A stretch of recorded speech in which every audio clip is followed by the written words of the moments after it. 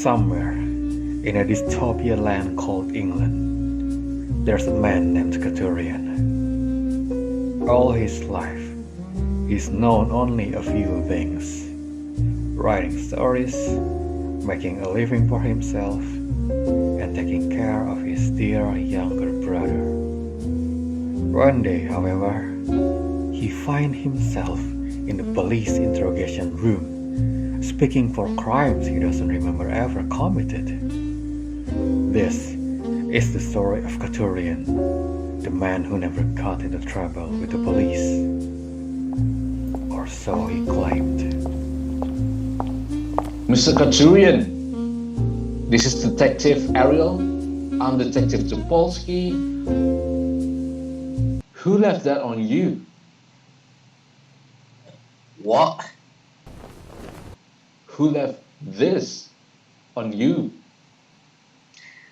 The man. Why didn't you take it off? It just looks stupid. I didn't think I was supposed to. It just looks stupid. Yes. Like I was saying, this is Detective Ariel and I'm Detective Topolsky.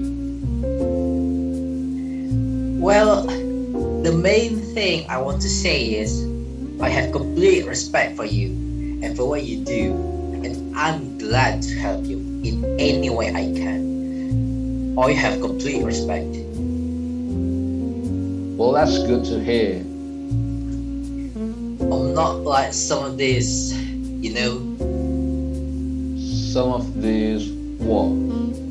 I don't know.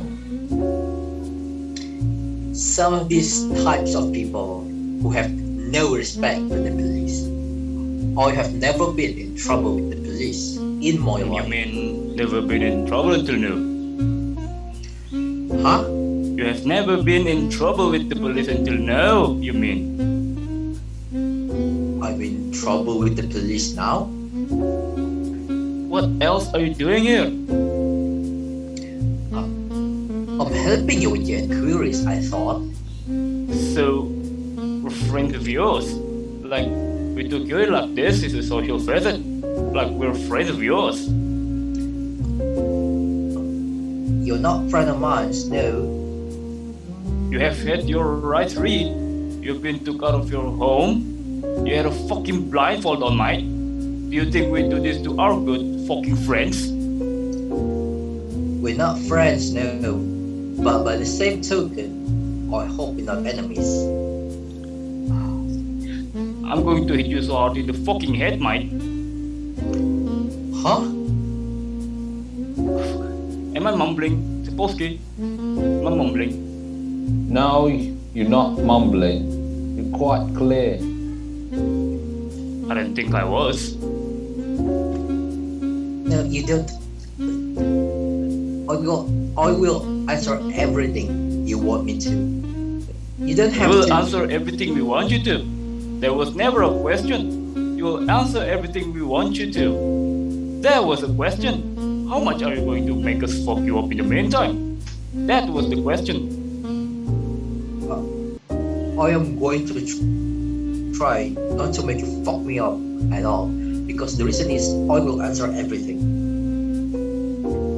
Well, that's a start, isn't it? Why do you suspect we have brought you here? You must suspect some reason. Look, Mike, why don't we just start torturing him and cut all this shit? What?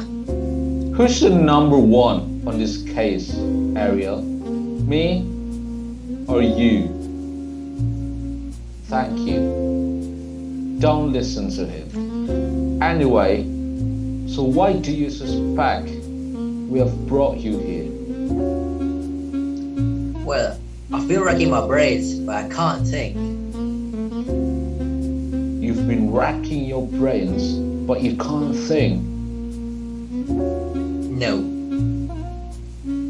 Well, yes or no? Yes. Huh? Because I've never done anything. I've never done any anti-police thing. I've never done any anti-state You've thing. been racking your brains, but you can't think of a single reason we might have brought you here? Well, I can't think of a reason, or not a reason, but a thing. I assume there must be a linkage, although I can't see how there can be a linkage. The linkage of what? Of what to what? Or of what to what? What? You're not just only the thing of how you took my stories away too when you took me, and that you have them here is the only thing. And that I have them where?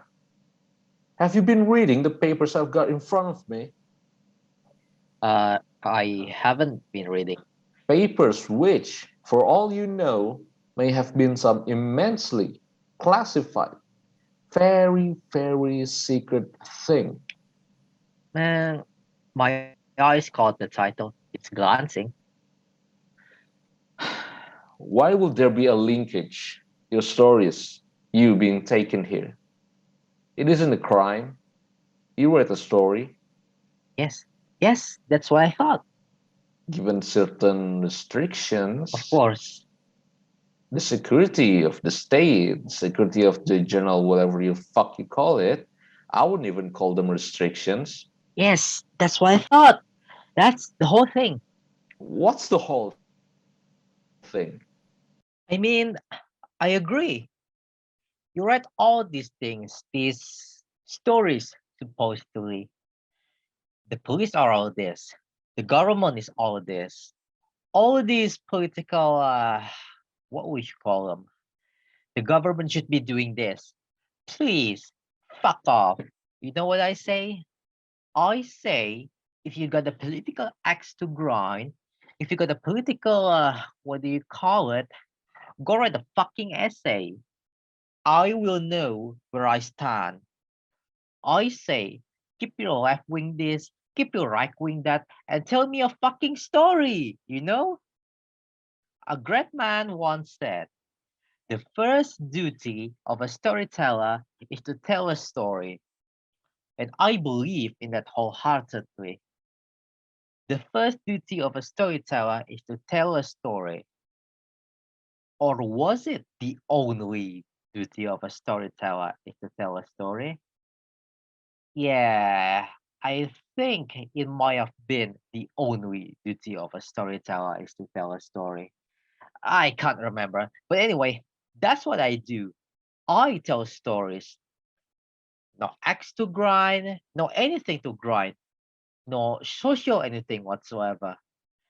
And that's why I can't see, if that's why you brought me here, I can't see what reason would be, unless something political came in by accident or something that seemed political came in which case, show me where it is.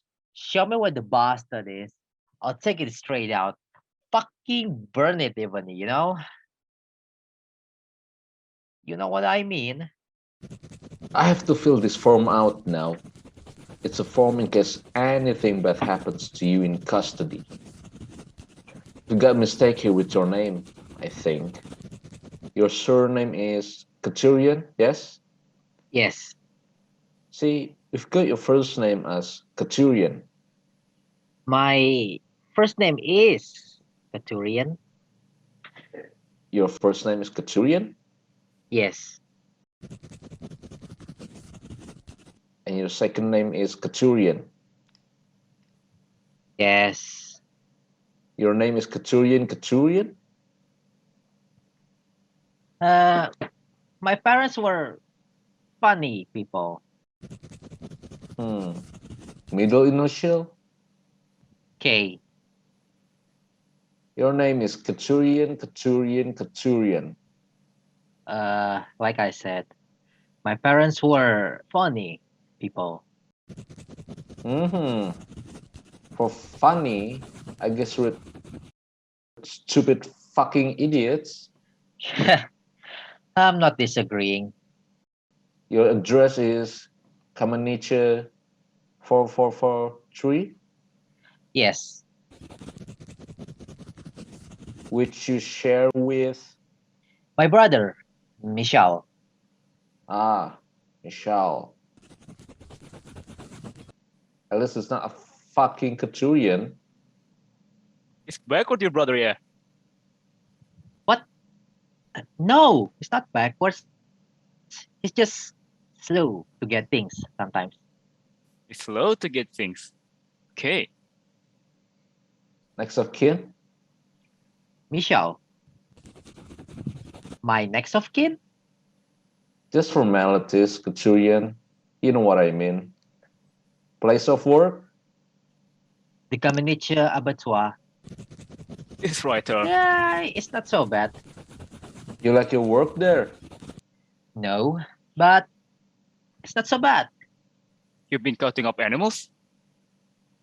What? No, I don't cut stuff. I just clear stuff. Oh, you don't cut stuff, so you just clear stuff. Yes, I see. I just clear it, you know? You just clear it, you don't cut it. Yes. I see. That wasn't a form in case anything bad happens to you in custody. I was just mucking around. So, what was it then? It was a piece of paper I was about to tear in two.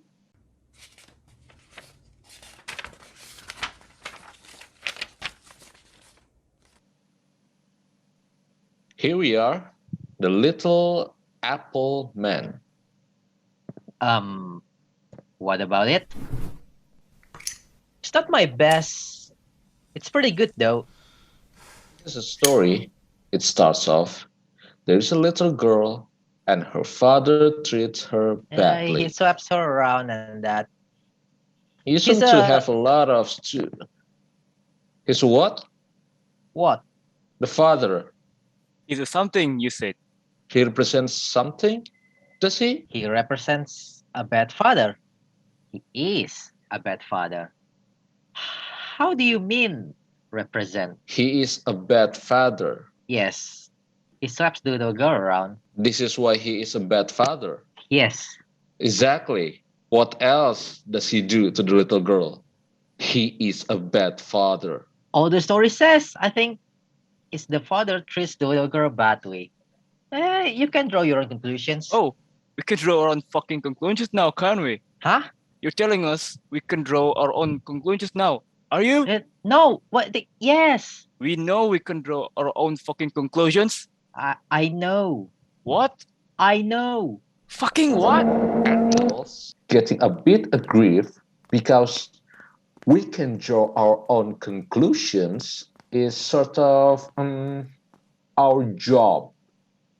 And the first conclusions we are drawing is exactly how many stories have you got a little girl is treated badly or a little boy is treated badly? A few, I think. A few, I would say. A few.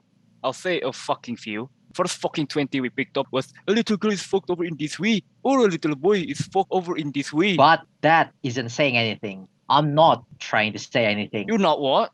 What? Not what? What? Are you trying to say that I'm trying to say that the children represent something? I'm trying to see. That the children represent the people or something? I'm trying to see. He's putting words into my fucking mouth now. I'm trying to What? see. Let alone draw our own fucking Wait, conclusions. No, We can't even speak now. This fucking man says, put your fucking hands down.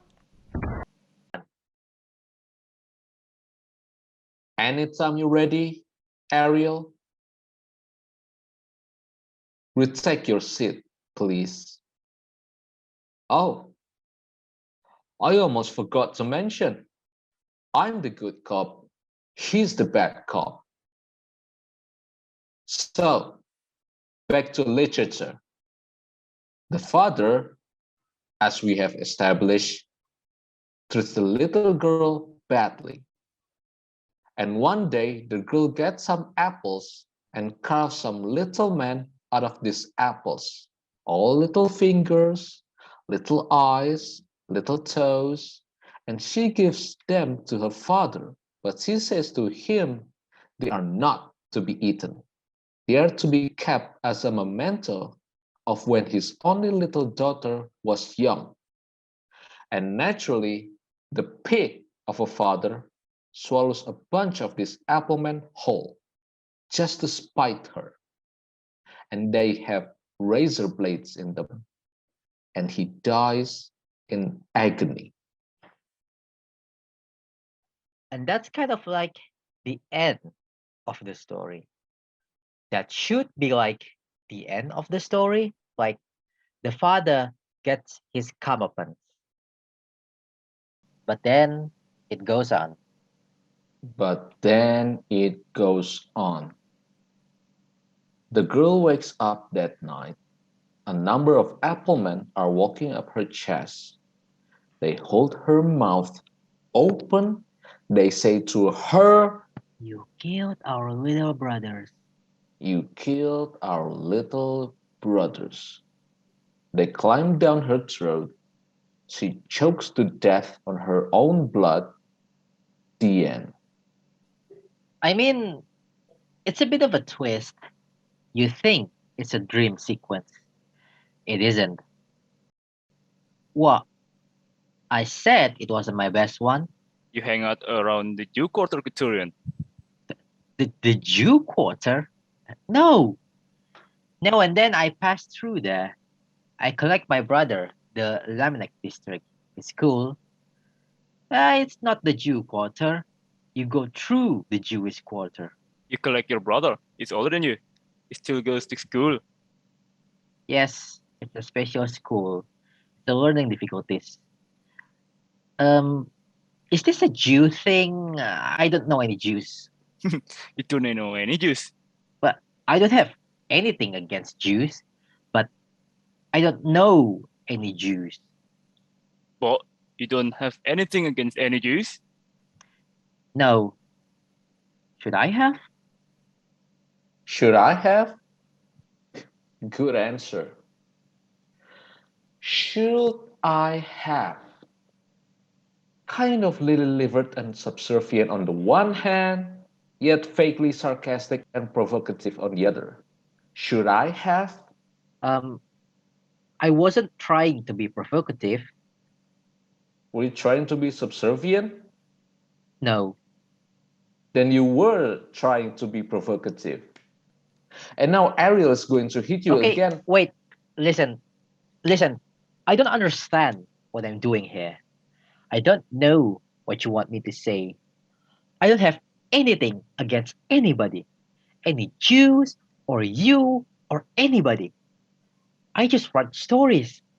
That's all I do. That's my life. I stay in and I write stories. That's it. That reminds me. I'm going to talk to the brother. Wait. My brother's at school. Me and Ariel, we have this funny thing we always say. This reminds me when the thing hasn't really reminded us of the thing we are saying it reminds us of at all. It's really funny. But my brother's at school. Your brother is one door down. No. You'll be scared. You seem a little scared yourself. I am a little scared. What are you scared about? I'm scared my brother is all alone in a strange place. And I'm scared your friend is gonna go kick the shit out of him. And then I'm scared he's gonna come kick the shit out of me again. Although if he does it, it's okay. I mean, I'd rather he didn't. But if there's something in the stories you don't like, then go ahead and take it out on me. But my brother, he gets so frightened easily, man. He doesn't understand these things. And he got nothing to do with these stories anyway. I've only ever read them to him. So I just think it's completely unfair. You should have just brought him down here. And I think you should just fucking go and fucking let him out right here, right now. Right fucking now. I bet You're all adrenaline now, aren't you? All, ooh, just shouted at a policeman. All, ooh, probably shouldn't have done that, but ooh, got really angry. Ooh, calm the fuck down. All right, do you think we're animals? Ah, no. Well, we're not animals. We deal sometimes with animals, but we're not animals.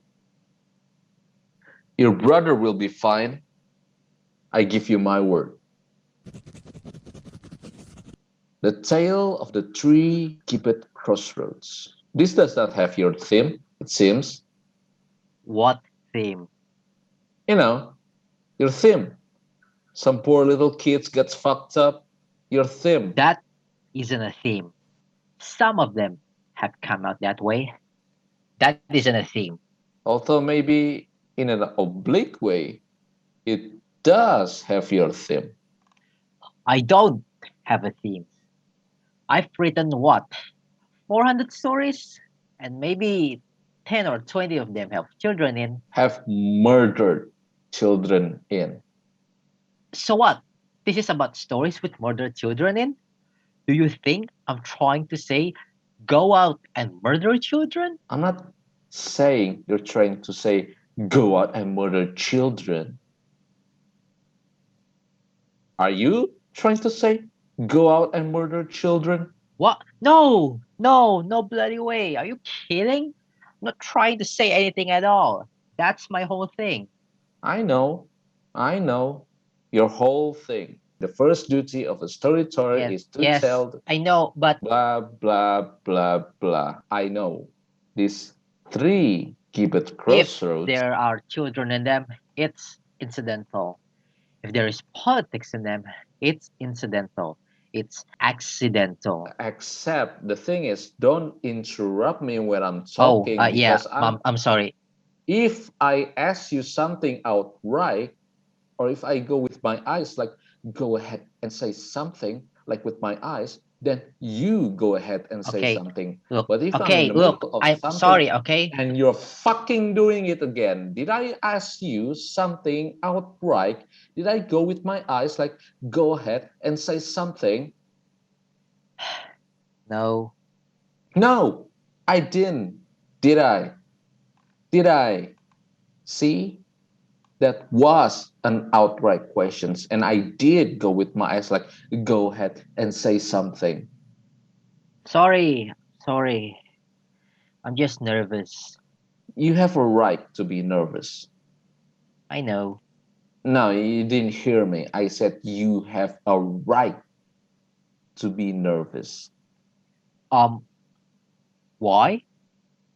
The three gibbet crossroads. What are you trying to tell us in this story? Um, I'm not trying to tell you anything. It's supposed to be just a puzzle with a solution. And what is the solution? Ah, there isn't one. It's a puzzle without a solution. I think there's a solution, but then I'm really clever. Well, I mean, you're right. The idea is you should just wonder what the solution is. But the truth is, there is no solution. Because there is nothing worse, is there, than the two things it says. There is nothing worse. Is there? A man wakes up on an iron gibbet he's left to starve in. He knows he was guilty of a crime, but he can't remember what. Across the road, there are two other gibbets with a placard outside that said rapist for one of them and murderer for the other. The rapist's cage contained a dusty skeleton, while the murderer contained an old man. Our man doesn't know what his placard is, so he asks the old man to read it. The old man looked at the placard and then spit on his face. Nuns come along and pray to the rapist. They even give water and food to the murderer. But then when they see the crime of the man, They walk away in tears. A highwayman comes along. He looks at the murderer and sets him free. And yada. The highwayman read the man's crime and smiles slightly before raising his gun and shooting him in the heart. The man screams out, "Just tell me what I had done." On his dying moment, the last thing he hears is the quiet laugh of the highwayman as the man wonders whether he will go to hell. That's a good story. That's something esque. What kind of esque is it? I can't remember actually. I don't really go in for that esque sort of stuff anyway. But there's nothing wrong with that story, is there? No, there's nothing wrong with that story. There's nothing in that story you would say the person who wrote this story is a sick, fucking, scummy cunt. No, all this story is to me. This story is a pointer. A pointer? It is a pointer. Oh, It is saying to me, on the surface, I am saying this, but underneath the surface, I am saying this other thing. oh, It is a pointer. You understand? yes. It is a pointer. It is a pointer. It's your best story, you say? No, it's one of my best stories. Oh, it's one of your best stories. You have so many. Yes. My best story is the town on the river one. Your best story is the tale of the town on the river. Wait. Hang on. And here we are. This tells me something. This is your best story. Why? What is it? Is it a pointer? We It's the know only one that was it's the only published one that was published. so far. The Libertad, it was published. Yes. The Libertad. I don't read it. You don't read it. No. I send the stories around, just in hopes to wherever I might take them. I don't read all of the. You don't read the Libertad. No. It isn't illegal. You read the Libertad. I know. Nor if you have a story published in it. It has your theme. Did that give you themes, the Libertad? Like, write a story about a pony or write a story about some little kid who gets totally fucked up? Did they do that? They just gave a word count thing, the maximum words. So it was a theme of your own choosing. Yes, it was a theme of my own choosing. Read it to me. What? The whole of it? The whole of it. Standing.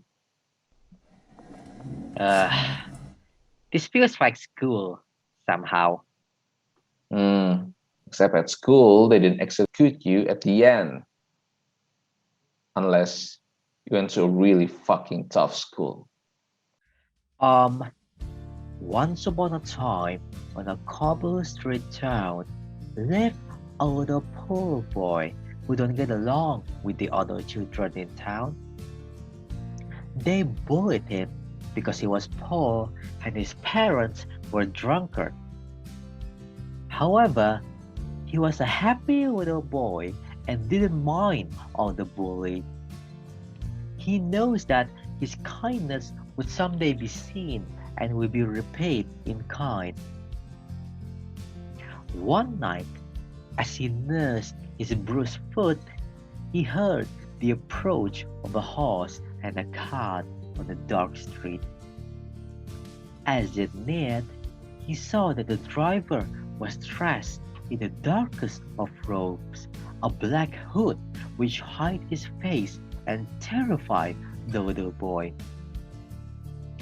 Putting his fear aside, he took out a small sandwich, which is his supper, and just as the cart was about to pass, offered it to the hooded driver to see if he would like some. The cart stopped, and the driver nodded and got down to sit beside the little boy, sharing the sandwich and talking with him. The driver asked about why was the boy dressed so poorly, and he told him about his hard life. The boy saw the carriage and saw that it's filled with small, empty, smelly animal cages. Before the boy could ask about it, the driver was about to leave. But before that, the driver offered the boy something. He told the boy to close his eyes, and before he knows it, the driver pulls out a meat cleaver and sat down on all 5 toes of the boy's right foot. As the boy was on a silent shock, the driver gathered up the toes and threw it away to the rats before getting to his car and then continued his trip, leaving the boy, the rats, and the darkening town of Hamlet behind him. Of Hamlin, see? Of Hamlet. You get it? The little boy is the little crippled boy who can't keep up with the Pied Piper, comes back to take all the children away. That's how he was crippled. I know that. It's a twist. I know it's a twist. It's the children he was after. It's the children who was after. It's the children the Pied Piper was after. To begin with, my idea was he brought the rats. He brought the rats because he knew the townspeople wouldn't pay. It was the children he was after in the first place. This reminds me. What? Oh, this reminds you. What it hasn't reminded you of anything?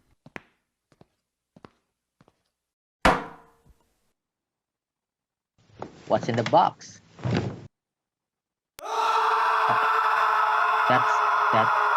That's my brother. Yes, I believe it is. What's he doing to him? Well, something fucking horrible. I don't know, do I? You said you wouldn't touch him. I haven't touched him. But you said he would be fine. You gave me your word. Katurian, I am a high-ranking police officer in a totalitarian fucking dictatorship. What are you doing taking my word about anything? What have you done to my brother? What have you done to my brother? I said. See, Ariel? Katurian's asking the questions now. First it was, what's in the box? That was while you were torturing the spastic. Then it's, what have you done to my brother? Fuck what's in the box. What have you done to my brother? Well, Ariel had a problem childhood, see? And he tends to take it out on all the retards we can get in custody. It's bad, really, if you think about it. What have you done to him? You know, you're being such an upstart and showing all over the place. I would usually have smashed your face in by now. But because I've just been doing that to your subnormal brother, my hand really hurts, so for now, I'm just going to let you off with a very stern warning. I want to see my brother. Right now. You smashed his face in, did you, Ariel? Except, hang on, that could be classified as police brutality, couldn't it? Oh no! He fucked my hand real bad. Look at your poor hand. I know, it really hurts. How many times have I told you? Use a truncheon. Use a what do you call? Your bare hands, Ariel. And on a spastic, he won't even get the benefit. He's just a child. I'm taking a breather now.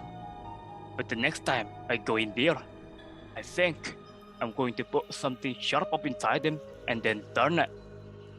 Oh, Ariel. That definitely be classed as police brutality. I want to see my brother right now. What happened to the third child? What? What third child? So it's you and your brother, yeah? You're close. You and your brother. He's all I've got. You and your spastic brother. He's not spastic. The writer and his spastic brother. Title for a story, Katurian. He's just a child. No, he is not. You know who was? Andrei Javakovich was. You know who she was? Only from the papers. Only from the papers. What do you know about her? Only from the papers. She was the girl they found on the heath. She was the girl they found on the heath. Yes. You know how she died?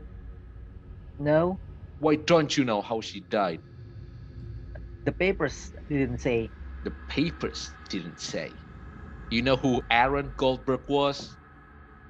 Only from the papers. Yes. He was the boy they found in the dump behind the Jewish quarter. You know how he died? No. No, the papers didn't say. The papers didn't say a lot of things. The papers didn't say anything about the third child. A little mute girl went missing 3 days ago. The same area, the same age. Papers will be saying something tonight. The papers will be saying a lot of things tonight. About the mute girl? About the mute girl, about confessions, about executions, all that type of stuff. But I don't understand what you're trying to say to me. Are you trying to say I shouldn't write stories with child killings in because in the real world there are child killings? He wants us to think that he thinks that all we've got against him is a disagreement with his fucking bro style. Like we don't know what his brother just said to me. What did my brother just say to you? Like we don't know what's in his books. Whatever he said to you, you made him say to you. He doesn't speak to strangers. He spoke to me. He speaks to strangers, all right. He said you, and he speaks to strangers. I want to see him. You want to see him? I want to see him. That's what I said. You are demanding to see him. I would like to see my brother. You are demanding to see your brother. I am fucking demanding. Yes, I want to see he's all right. He will never be all right. I've got a right to see my brother. You've got no fucking rights. Sit down, please. No more. You've got no rights. I've got rights. Everybody got rights. No, you ain't. Why ain't I? Open the box. Huh? I'll give you your rights in a minute. Oh yeah, you would. Like I bet you gave my brother his rights I too. gave him his rights, all right. I bet you did. I bet you fucking did. Open the box. No. I bet I fucking did. Yeah, I bet you fucking No. did. I bet I fucking I did. know you bet you fucking did. Open the fucking box. I'll open the fucking box. What's that? Retake your seat, please. What are they? What are they? You know what they are. We found them in your house. No! Your brother's already admitted it. No! But of course, this hardly the brains behind the operation. You know how the girl on the heat died. 2 razor blades down her little fucking throat, both wrapped in apples, funnily enough. You know how the little Jew boy died. His first toe, his second toe, his third toe, his fourth toe, his fifth toe. That poor little Jew boy's 5 fucking toes, and they were found in your house. And it's nothing to do with you. I just write stories. They make a nice funnel fucking twist, don't they? Make him swallow them. Where's the mood, girl? Where? Where is the mute girl? Don't make him swallow them, Ariel. What the fuck are you doing? You said make him swallow them. Only to scare him. They're evidence. Have some fucking sense. Oh, fuck off. Have some sense. Don't start on me again. And quit it with that problem childhood shit too. But you did have a problem, child. Quit it, I say. And look at your hand. That's so obviously fake blood. Oh, fuck off, Topolsky. Pardon me? I said fuck off. So moody. I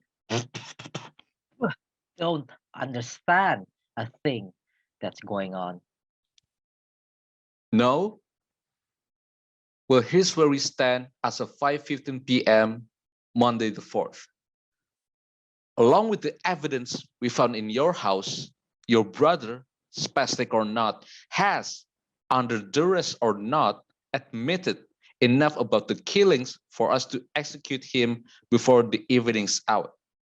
But, as Ariel said, he's hardly the brains behind the operation. So we want you to confess too. We like executing writers. Dimwits we can execute any day, and we do. But you execute a writer. It sends out a signal, you know. I don't know what signal it sends out. That's not really my area. But it sends out a signal. No, wait. I've got it. I know what signal it sends out. It sends out the signal, don't go around killing little fucking kids. Where's the mute girl? Your brother didn't seem to want to spill the beans. Detective Topolsky? Mr. Katurian? I've listened to your bullshit for a long time now. And I want to tell you a couple of things. I don't believe my brother said a word to you. I believe that you are trying to frame us for two reasons. One, because for some reason you don't like the kind of writings I write. And two, because for some reason you don't like retarded people cluttering up your streets. I also believe that I'm not going to say another word to you until you let me see my brother. So torture me as much as you like, Detective Topolsky. I ain't saying another fucking word. I see. Then I best go get the electrodes.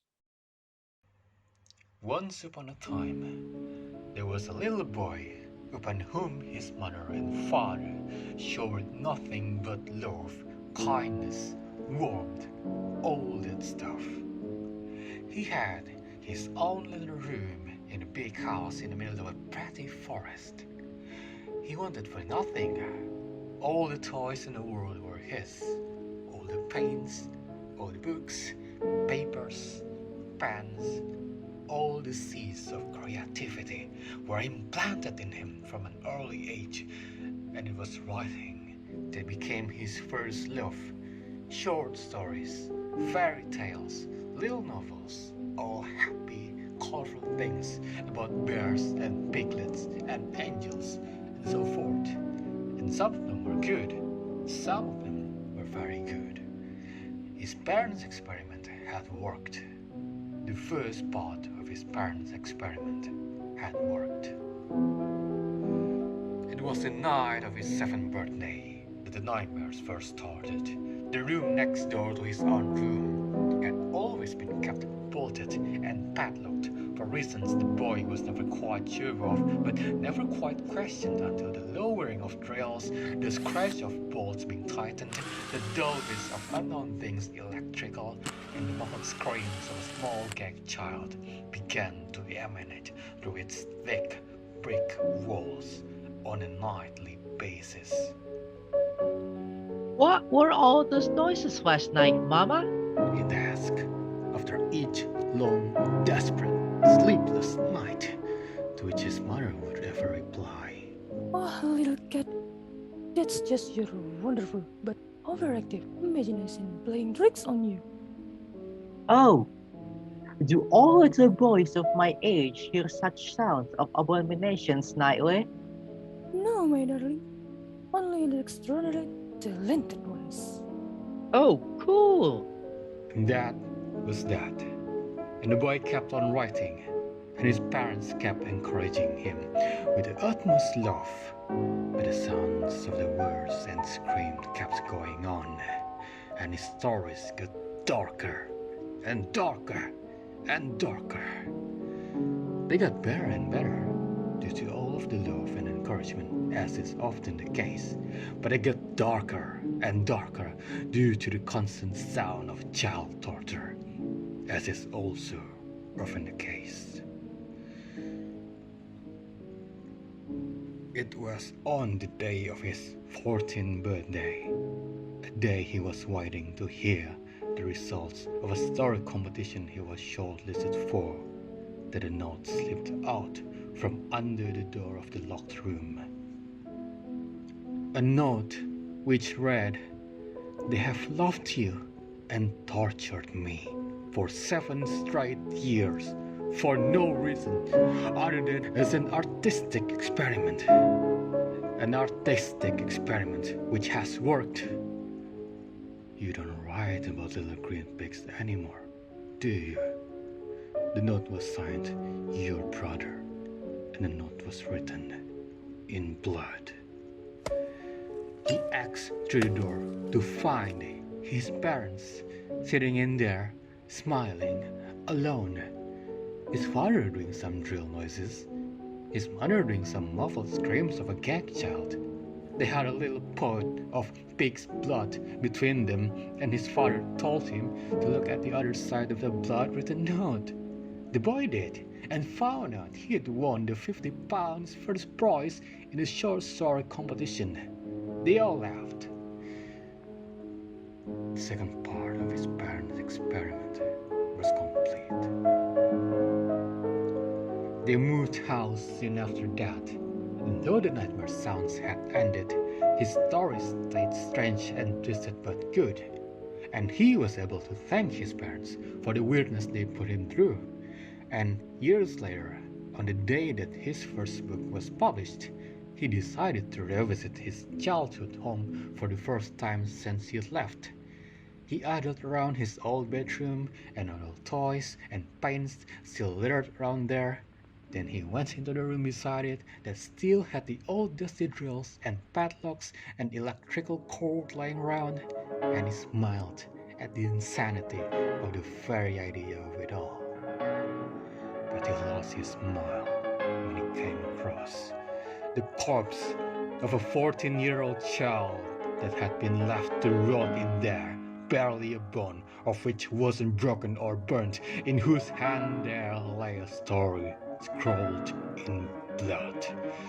And the boy read that story, a story that could only have been written under the most sickening of circumstances, and it was the sweetest, gentlest thing he'd ever come across. But what was even worse, it was better than anything he himself had ever written or ever would. So he burned the story, and he covered his brother back up, and he never mentioned a word of what he had seen to anybody. Not to his parents, not to his publishers, not to anybody. The final part of his parents' experiment was over. Katurian's story, the writer and the writer's brother, ended there in a fashionably downbeat mode, without touching upon the equally downbeat but somewhat more self-incriminating details of the true story. Yet, after he'd read the blood-written note and broken into the next door room, it was, of course, his brother he found in there, alive as such, but brain damage beyond repair. And that night, while his parents were sleeping, the 14-year-old birthday boy held a pillow over his father's head for a little while. And after waking her a moment just to let her see her dead blue husband, he held a pillow over his mother's head for a little while too.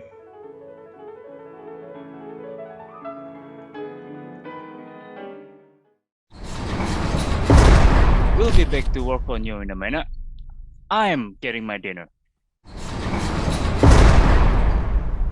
Hiya. How are you doing anyway? Great. Just a bit bored. What were they doing? Torturing you? Yeah. Did it hurt? Well, if it didn't hurt, Michal, it wouldn't be torture, wouldn't it? Did yours hurt when they tortured you? They didn't torture me. What?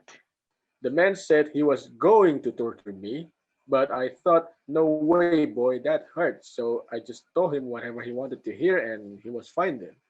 But I heard you scream. Yes, he asked me to scream. He said I did it really good. So he just told you what to say and you agreed to it? Yeah, Swear to me on your life that you didn't kill those 3 kids. I swear to you on my life that I didn't kill those 3 kids. Whew. Did you sign anything? You know I can't sign nothing. Then maybe we can still get out of this. Get out of what? Get out of being executed for killing 3 children, Michal. Oh, that'd be good. How?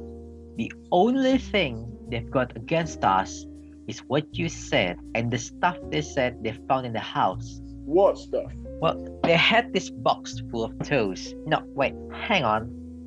They said they were toes. They didn't look that much like toes. They could have been anything. Ah, shit, man.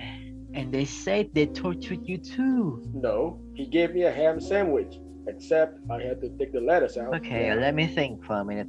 You like thinking, don't you? Why are we being so stupid? Why are we believing everything they're telling us? This is just like storytelling. I know. A man comes into a room, says, your mother's dead, yeah? I know my mother's dead. No, I know, but in the story, a man comes into a room, says to another man, your mother's dead.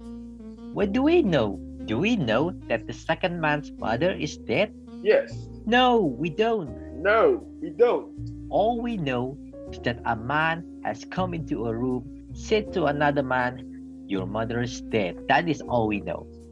First rule of storytelling, don't believe everything you read in the papers. I don't read the papers. Good.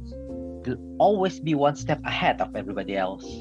I think, I'm pretty sure, I don't know what you're going on about, Katurian, but you're funny A though. man comes into a room, says, your brothers just confessed to the killing of 3 children, and we found one of the kids' toes in a box in your house. What do we know? Ah, I get it. Do we know that the brother has killed 3 children? No. No. Do we know that the brother has confessed to killing 3 children? No. No. Do we know that they found a kid's toes in a box in the other house? No. Do we? Oh my god. What? We don't even know that there were any children killed at all. It was in the papers. Who runs the papers? The police? Oh, you're quite clever. Oh my god. A writer in a totalitarian state is interrogated about the gruesome content of his short stories and the similarities to a number of child murders that are happening in this town. A number of child murders that aren't actually happening at all. I wish I had a pen now. I could do a decent story out of this. If they weren't going to execute us in an hour. Whatever they do, Michelle, no matter what, you don't sign anything. No matter what they do to you, you don't sign anything. You got it? Whatever they do to me, I don't sign anything. No matter what they do to me, I don't sign anything. Can I sign your name? Huh. Especially don't sign my name. Especially don't sign my name. I killed a lot of kids. Signed Katurian Katurian. Ha! Sorry, Katurian. It's all right. We'll be all right, Michelle. We'll be all right. We'll get out of here if we just stick together. Yeah, my arse is really itchy today. I don't know why. Yeah, but you keep telling me about it because it's really keeping my spirits up. My, really? No, you're just being stupid. You can't have an arse to keep your spirits up, can you? Eh, it depends on the hours. What? Stupid. Tell us a story, Katurian. It'll take my mind off. What story did you want? Um, the little green pig. No, that's just silly. It's not that silly, it's good. The little green pig. I was trying to remember it just now. No, I'll do a different one. What did I do? Do the Pillowman. Why the Pillowman? Jeez, that's from a while ago, isn't it? Yeah, it's from like a while ago. Let's see. How does that start? Once upon a time. I know, but I'm trying to think how it actually starts. Ah, once upon a time. All right, Jesus. Once upon a time, there was a man who did not look like a normal man. He was about 9 feet tall, and he was all made up of these fluffy pink pillows. His arms were pillows, and his legs were pillows, and his body was a pillow. His fingers were tiny little pillows. Even his head was a pillow, a big round pillow. A circular pillow. Yeah, it's the same thing. But I prefer a circular pillow. His head was a circular pillow, and on his head he had two button eyes and a big smiley mouth, which was always smiling. So you could always see his teeth, which were also pillows, little white pillows. Pillows. Well, the pillow man had to look like this. He had to look soft and safe because of his job. Because of his job was a very sad and a very difficult one. Uh-oh, here it comes. Whenever a man or a lady was very, very sad because they had a dreadful and a hard life, then they just wanted to end it all. They just wanted to take their own lives and take all the pain away. Well, just as they were about to do it by a razor or by bullet or by gas Or or by jumping off of something big. yes. But anyway, once that person was about to do it, the pillow man would approach them and hold them, and time would strangely slow. And as the time slowed, the pillow man would go back in time to when that person is still a child. The pillow man's job is real, real sad because his job is to make a child kill themselves to avoid the years of pain where they would end up in the same place. However, not all goes with the pillow man. There was this one happy girl who just couldn't believe him about how awful her next wife would be, and so she sent him away. The pillow man cried big, droopy tears. The next day, there's a knock on her door. She said, "Go away, pillow man." I am happy. I've always been happy, and I'll always be happy. But it's not the Pillowman. It was another man. And the man would visit her every time her mommy was at home. And so she became very, very sad. And at 21, as she sat in front of an oven, she asked the Pillowman, "Why didn't you convince me?" The Pillowman answered, "I did, but you were just too happy." As she turned the gas high, she said, "But I've never been happy. I've never been happy." Could you skip on to the end, please? This bit's a bit boring. Well, that's a bit rude, Michal, actually. Oh, sorry, Katurian. But could you skip on to the end, please? Well, the end of the Pillowman. See, when the Pillowman was successful in his work, a little child would die horrifically. And when the Pillowman was unsuccessful, a little child would have a horrific life, grow into an adult, would also have a horrific life, and then die horrifically. So, the Pillowman, as big as he was, and as fluffy as he was, he'd just go around crying all day long. His house be just puddles everywhere. So he decided to do just one final job, and that'd be it. So he went to this place beside this pretty stream that he remembered from a time before. Oh, I like this bit. And he brought a little can of petrol with him. And there was this little old weeping willow tree there.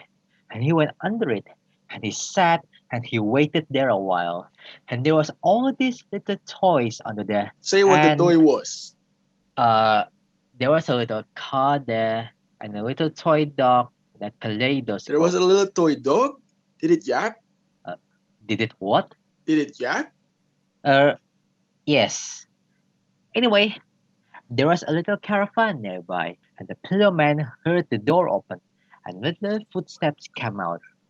And he heard a boy's voice saying, "I'm just going out to play, Mom."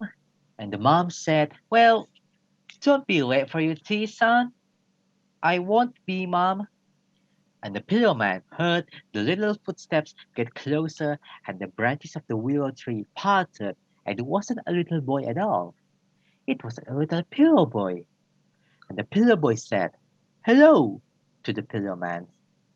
And the Pillowman said, "Hello," to the pillow boy. And they both played with the toys for a while. With the car and the kaleidoscope and the little toy dog what yap? But I bet mostly with the little toy dog, eh? I don't really get the end bit, but so the Pillowman just faded away. He just faded away, yeah, like he never existed. Into the air. Into the air, into wherever. Into heaven. No, not heaven. Into wherever. I like the Pillowman. He's my favorite. It's a bit downbeat, I'll admit. Is your itchy R's alright right now? Oh, it was till you reminded me. But I still can't figure it out. Figure what out? Figure out the Pillowman? No, I thought I'd hit it really well. Hidden what really well? The box with the little boy's toes in it. I thought I'd hidden it really well. I mean, first, I put it under all my socks and pants in the drawer, which, alright, wasn't very well hid. But then when they started to smell, I hid them under the dirt in the Christmas tree pot in the attic. Because I knew we wouldn't be getting the Christmas tree pot out again for ages, like till Christmas. And that'd give them plenty of time to go moldy. They were already a bit moldy. Were they moldy when you saw them? They must use sniffer dog or something. You know, those sniffer dogs? They must use them because no way, I hit them brilliant. Christmas tree pot. You only see it once a year. But you just told me. You just told me you didn't touch those kids. You lied to me. No, I didn't. I just told you the man came in and said it tortured me unless I said I killed those kids. So I said I killed those kids. That doesn't mean I didn't kill those kids. I did kill those kids. You swore to me on your life that you didn't kill those 3 kids. Oh, see, with that one, the swear to me on your life you didn't kill those 3 kids. Yeah, I was kind of playing a trick on you. Sorry, Katurian. I know it was wrong, really, but it was very interesting. The little boy was just like you said it'd be. I chopped his toes off, and he didn't scream at all. He just sat there looking at them. He seemed very surprised, and I suppose you would be at that age. His name was Aaron. He had a funny little hat on, kept going on about his mom. God, he bled a lot. Then he stopped bleeding out and went blue. Poor thing. I feel quite bad now. He seemed quite nice, but the girl was a pain in the arse. Kept bawling her eyes out. She wouldn't eat the apple man. I spent ages making them. Anyway, I had to force them down her. It's really hard to get out of your clothes, isn't it, Blood? You try washing your shirt tomorrow. It'll take ages. You'll see. Katurian, I'll wash it for you if you want. What did you do it for? Huh? You're mumbling. What did you do it for? Don't cry, Katurian. Don't cry.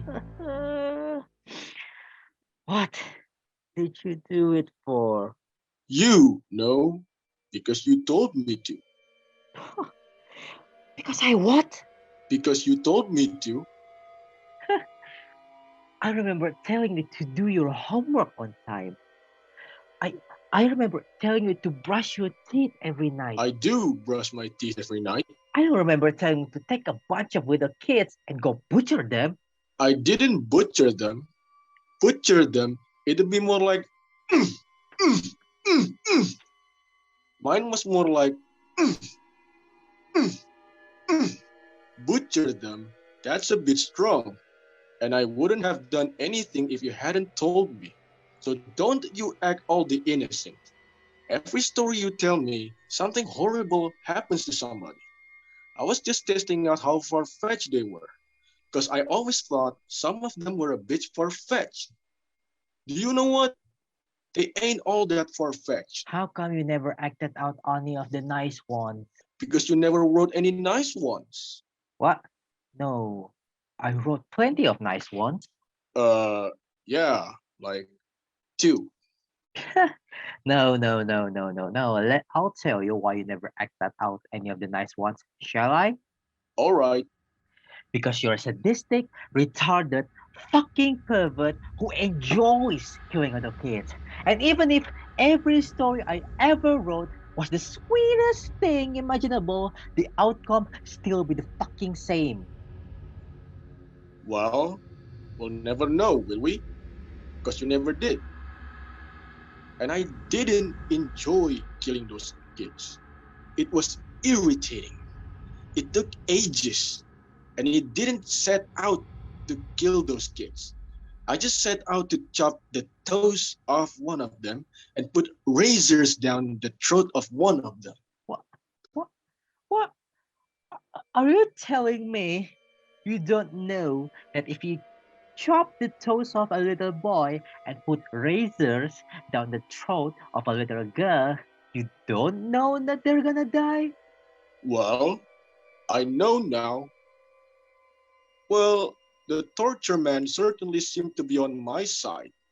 He seemed to agree it was all your fault. Well, mostly your fault. What did you tell him? Just the truth. Which particular truth? Just that. You know, All the things I did to all the kids I got from your stories you wrote and read out to me. You said that to policeman. Hmm? You know, just the truth. That isn't the truth, Michal. Yes, it is. No, it isn't. Well, did you write some stories with children getting murdered in them? Well, yes, but Well, did you read them out to me? yes, but Well, did I go out and murder a bunch of children? Yes, I did. Is the answer to that one. So I don't see how that isn't the truth comes into it. I mean, you're my brother and I love you. But, you spent 20 minutes telling me a story about a bloke. His main thing in life is to get a bunch of little kids to, at minimum, set themselves on fire. So, and he's the hero. And I'm not criticizing. He's a very good character. He's a very, very good character. He reminds me a lot of me. how does he reminded you of you? You know, getting the little children to die, all that. The Pillowman never killed anybody, Michal. And all the children that died were going to lead a horrible lives anyway. You're right. All the children are going to lead horrible lives. You may as well save them the hassle. Not all children are going to lead horrible lives. Did you lead a horrible life since you was a child? Yes. Did I lead a horrible life since I was a child? Yes. That's 2 out of 2 for a The start. Pillowman was a thoughtful, decent man who hated what he was doing. You, on the other hand, are the opposite in every aspect. Well, okay. I'm no good at opposites, but I think I know what you're saying. Thank you. The Pillowman's a good story, Katurian. It's one of your best. I think you're going to be a famous writer someday. God bless you. I can see it. When? Huh? When am I going to be a famous writer? Someday, I said. They're going to execute us in an hour and a half. Oh, yeah. Well, I guess you aren't gonna be a famous writer then. They're going to destroy everything now. They're going to destroy us. They're going to destroy my stories. They're going to destroy everything. Well, I think it's us we should be worrying about, Katurian, not your stories. Oh, yeah? Yeah, they're just papers. They're just what? They're just papers. If they came to me right now and said, we're going to burn 2 out of 3 of you, your brother, or your stories, I'll have them burn you first, and I have them burn me second, and I have it be the stories they say. You just banged my head on the floor. I noticed that. You just banged my head on the floor. I said, I noticed that. You're just like mom and dad. Say that again. You're just like mom and dad, hitting me and shouting at me. I'm just like mom and dad. Let me work this out. Don't start that. Mom and dad kept their firstborn son in a room where they tortured him for 7 straight years. And you made a little boy bleed to death, made a little girl choke to death, did God knows what to another little girl, and you're not like mom and dad. But I bang your fucking dimwit's head on the floor, and I am like mom and dad? Yes. Yeah, exactly. Oh, I see your logic, Michal. I see where you're coming from. Good. You should. I'll tell you this. If mom and dad are looking down right now, I think they'll be glad to see you turn out to be exactly the type of boy they could be proud of. Don't say that. Truly proud of. You're a carbon copy of them, almost.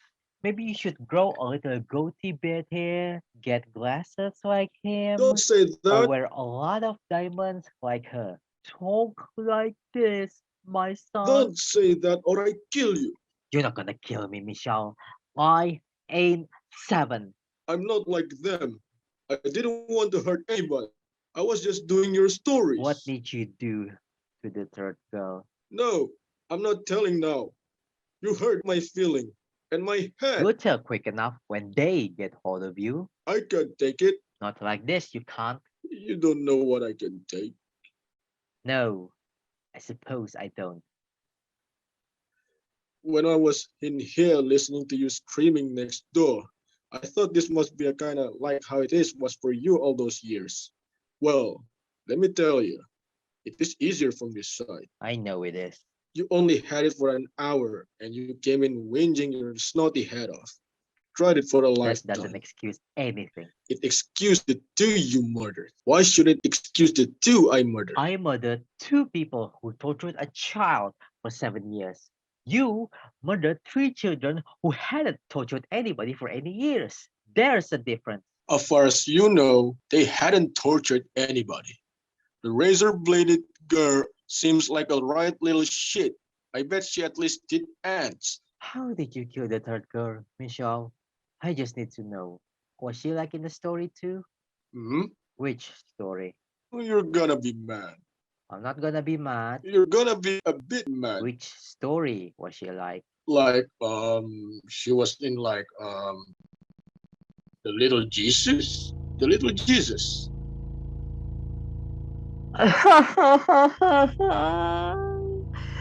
Why that one? It's the good story. You're a good writer, Katurian. Don't let anybody tell you different. Where did you leave her? Down where you buried mom and dad, at the wishing well. That poor fucking thing. I know. It's terrible. Well, I hope it was quick. Quish. Oh no! Don't cry, cat. It'll be alright. How will it ever be alright? I don't know. It's just sort of something you say at time like this, isn't it? They're gonna come and execute us any minute, aren't they? Will they execute us together or separate? I hope it's together. I haven't done anything. Look, don't start that again or you'll get on my nerves. But at least we'll be together in heaven, whatever happens. And hang out with God and have races. Which particular heaven is this you're going to, Michal? Child killer heaven? No, not child killer heaven, smartass. Normal heaven, like in the films. Do you want to know where you're going when you die? You're going to a little room in a little house in a little forest, and for the rest of all time, you're going to be looked after not by me, but by a person called mom and a person called dad. And they're gonna look after you the same way they always look after you. Except this time, I'm not gonna be around to rescue you, cause I ain't going to the same place you're going, cause I never butchered any little fucking kids. That is just the most meanest thing that any person have ever said to any other person, and I'm never going to speak to you again. Ever. Good. Then let's just sit here in silence till they come back and execute us. I used to love you so much. What do you mean used to? I'm trying to sit here in silence. You keep saying mean stuff. Don't you? Don't you, I said. Oh, is this the sitting here in silence thing? Okay. Except I got another bone to pick with you, actually. A bone which is all about this little rubbish story I read a little while ago. A little rubbish story called The Writer and the Writer's Brother, the story was called. I never showed you that story, Michelle. And with good reason, it was rubbish. So, you've been snooping around my room while I'm at work, have you? Of course, I've been snooping around your room when you're at work. What the hell do you think I do while you're at work? I don't know. Massacre infant, I thought. Well, when I'm not massacring infants, I'm snooping around your room. and finding stupid little stories that aren't even true at the end. That I died, that mom and dad lived. That's a bloody stupid Oh, ho, ending. ho. Now I'm getting literary advice from Jack the fucking Ripper. Why did you make it a happy ending? Like it was in real life. There are no happy endings in real life. What? My story was a happy ending. You came, you rescued me, and you killed mom and dad. That was a happy ending. And then what happened? Then you buried them out behind the wishing well and put some limes on them. I put lime on them. Put some limes on them. What was I doing? A fruit fucking salad? And then what happened? And then what happened? And then you start sending me to school, and then I start learning things, which was good. And then what happened? And then what happened? When I won the discuss. And then what happened about 3 weeks ago? Oh, and then I done some children in. And then you done some children in. How is that a happy fucking ending? And then you got caught and executed, and you got your brother executed who hadn't done anything at all. How is that a happy ending? And hang on, when did you win the fucking discuss? You came fourth in the fucking discuss. We're not talking about. You came fourth out of a fucking four in the discuss. We're not talking about did I win the discuss or not. We're talking about what would be a happy ending. Me winning the discuss, that would be a happy ending. See? Me dead and left to rot like in your stupid story, that would not be a happy ending. That was a happy ending. What? That I'm dead and left to rot? That's a happy ending? What was left in your hand when you died? A story. A story that was better than any of my stories. See, the writer and the writer's brother. You were the writer. I was the writer's brother. That made it a happy ending for you. But I was dead. It isn't about being or not being dead. It's about what you leave behind. Right at this moment, I don't care if they killed me. I don't care. But they're not going to kill my stories. They will not kill my story. They're all I've got. You've got me. But okay, so we agree you're going to change the end of the writer and his brother's story and have me alive at the end, and mom and dad are dead, and I win the discuss. That's okay then. And you should probably just burn the old story, really, just so nobody sees it and thinks it's the proper story and that I'm dead or something. You should probably just burn it. Okay, Michal, I'll do that. Really? Really. Wow. Cool, that was easy. Well, in that case, there's probably a lot more of your story you should burn too. Because some of them, and I'm not being funny or anything, but some of them are a bit sick. Really? Why don't we just burn all of them, Michal?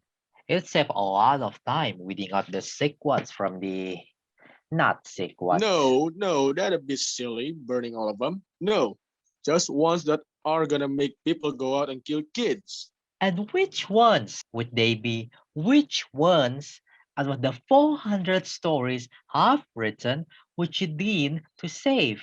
Well, the one about the little green pig, that's a nice one. That wouldn't make anybody go out and murder anybody. Really? And I suppose that's about it, actually. That's about it. I mean, if you want to be on the safe side, it might make someone go out and paint somebody green or something. Huh. But that's about it. This would have all been fine if it wasn't for the fact that the 3 stories you chose to act out just happened to be the 3 most repulsive stories you could have chosen to act out. They weren't the first 3 you happened to come across. They were the first 3 that most suited your repulsive little mind. So, what? I could have done ones that wouldn't have been so horrible, like the face basement, slice off their face, keep it in the jar on top of a dummy downstairs. Or the Shakespeare's room? Old Shakespeare with a little black pygmy lady in the box. Give her a stab with a stick every time he wants to know a play He run. didn't do all this plays himself. But you see what I mean, Kat? They're all sick. Why did it have to be the little Jesus, though? Katurian, what's done is done and can never be undone. Ta-dang! Because I'm getting a bit sleepy now, so I'm gonna have a little sleep for myself. You're going to sleep, but they're coming back to torture us more and execute us in any minute. Exactly. So it might be the last sleep we get for a while.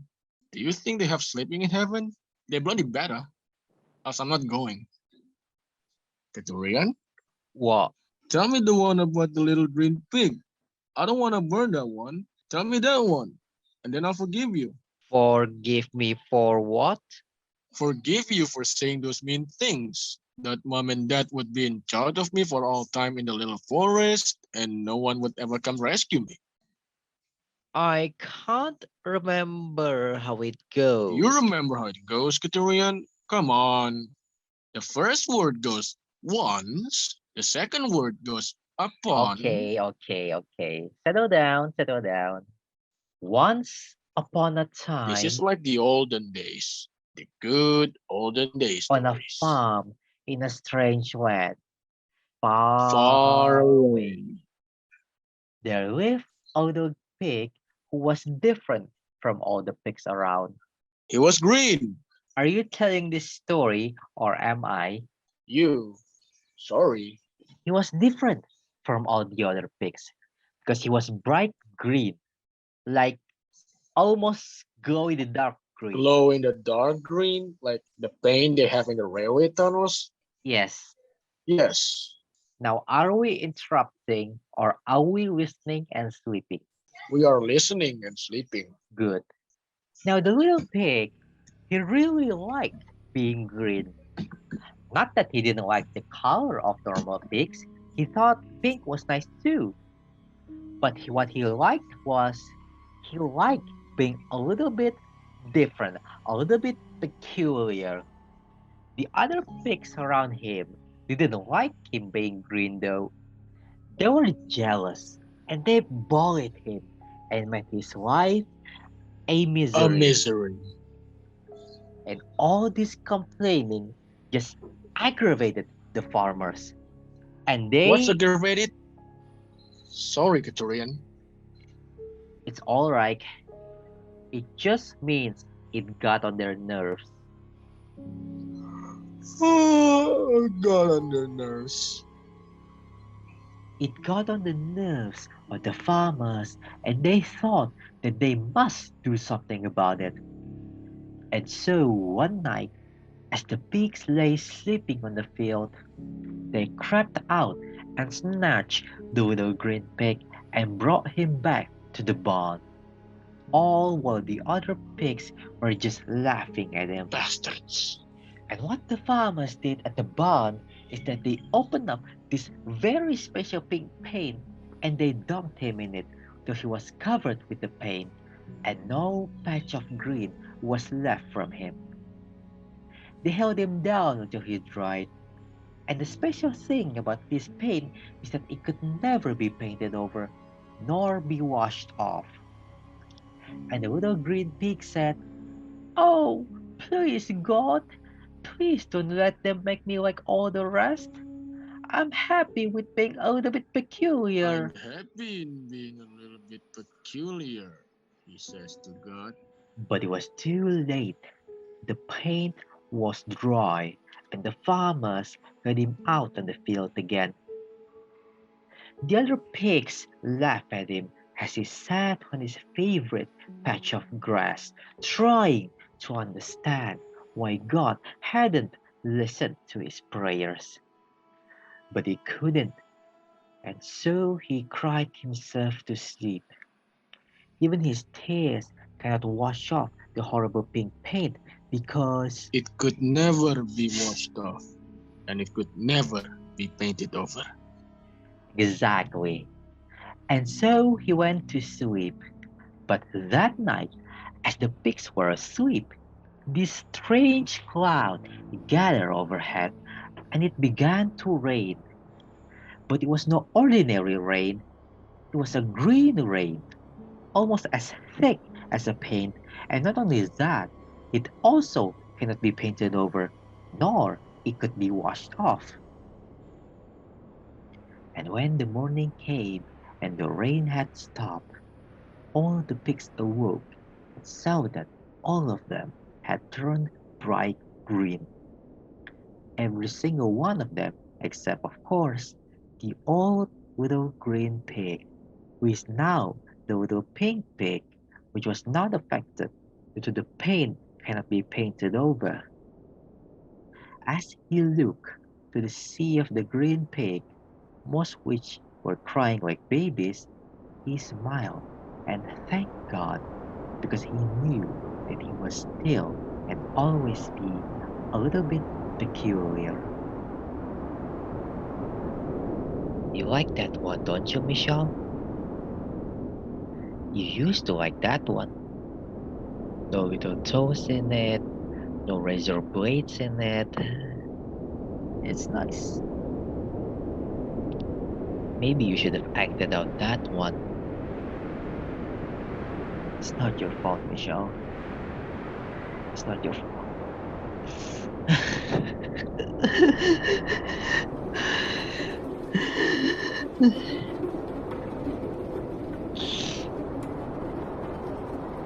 Sweet dreams, little baby.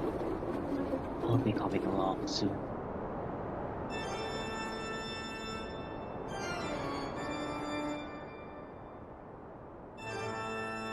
Detective?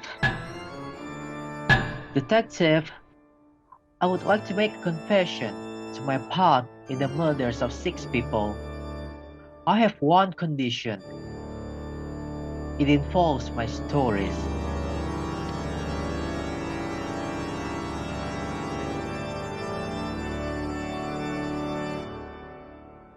Once upon a time, in a land not so very far away, there lived a little girl, and although this little girl's gentle parents hadn't brought her up very religiously at all, she was quite determined that she was the second coming of the Lord Jesus Christ, which was somewhat strange for any 6-year-old. She'd wear a little beard and would go around in sandals, blessing stuff.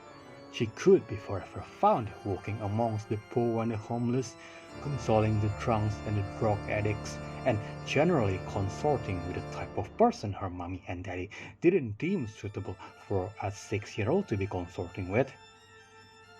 Each time they would drag her home from some unsavory resort, she would stamp and scream and throw her dollies about, and when her parents would counter that, Jesus never stamped and screamed and threw his dolls about.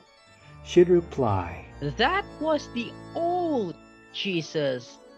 Get it? well, one day, the little girl slipped away yet again, and for 2 horrifying days her parents could find neither hide nor hair of her until they received a distraught call from a priest they didn't know, saying, You better come down to the church. Your daughter here is giving us a lot of shit. It was cute at first, but now it's really getting irritating. well, her parents didn't care about all that. They were just relieved that she was alive and well, and they sped downtown to pick her up. But in their haste, they carried into an oncoming meat truck, were beheaded, and died. The little girl was informed of the news.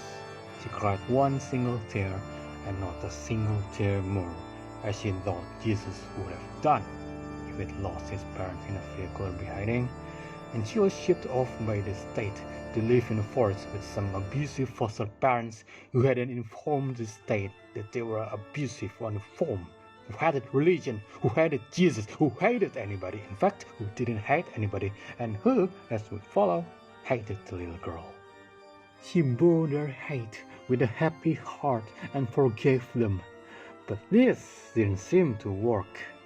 when she insisted on attending church of a Sunday, they took her sandals away, forcing her to walk there barefoot and alone over crazy roads of broken glass. Yet when she got there, she'd kneel for hours praying for her Father in heaven to forgive them, only to get told for bleeding all over the church. She'd receive a beating for arriving late at home. Though no time had been set for her arrival, she had received a beating for sharing her food with the poor children at school. She had received a beating for cheering up the ugly kids. She had received a beating for wandering about looking for lepers. Her life was a constant torture, yet she bore it with a smile, and it all only made her stronger. Till this one day, when she met a blind man begging by the roadside, she mixed a little of her spittle in the dust and rubbed it over his eyes. He reported her to the police for rubbing dust and spittle in his eyes, and when her foster parents got her back from the police station, they said to her, So, you want to be just like Jesus, do you? and she said, Finally, you fucking get it? and they stared at her a little while, and then it started. A foster mother embedded in her daughter's head a crown of thorns made of barbed wire, because she was too lazy to make a proper crown of thorns, while her foster father whipped her with a cat o' nine tails. And after an hour or two of that, they asked her when she regained consciousness, Do you still want to be like Jesus? and through her tears she said, Yes, I do. So they made her carry a heavy wooden cross around the sitting room 100 times until her legs buckled and her shins broke, and she could do nothing but stare at her little legs going the wrong way. And they said to her, Do you still want to be like Jesus? and she almost got sick for a second, but she swallowed it so she wouldn't look weak, and she looked him in the eye and she said, Yes, I do. and then they nailed her hands to the cross and bent her legs back around the right way and nailed her feet to the cross, and they stood the cross up against the back wall and left her there while they watched television. And when all the good programs were over, they turned it off and they sharpened a spear and they said to her, Do you still want to be like Jesus? and the little girl swallowed her tears and she took a deep breath and she said, No, I don't want to be like Jesus. I fucking am Jesus. and her parents stuck the spear in her side, and they left her there to die, and they went to bed. And in the morning, they were quite surprised that she wasn't dead. So, they took her down off the cross, and they buried her alive in a little coffin with just enough air to live for 3 days. And the last voices she heard were her foster parents above, calling out, Well, if you're Jesus, you'll rise again in 3 days, won't you? and the little girl thought about it for a while. Then she smiled to herself, and she whispered, Exactly. Exactly. and she waited, and she waited, and she waited. 3 days later, a man out walking the woods stumbled over a small, freshly dug grave. But as the man was quite blind, he carried on by, sadly not hearing a horrible scratching of bone upon wood a little way behind him that ever so slowly faded away and was lost forever in the black, black gloom of the empty, empty, empty forest.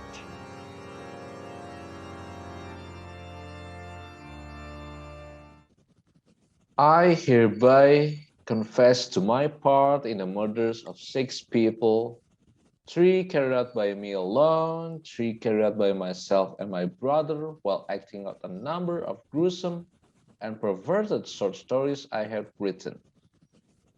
brackets, attach, close brackets.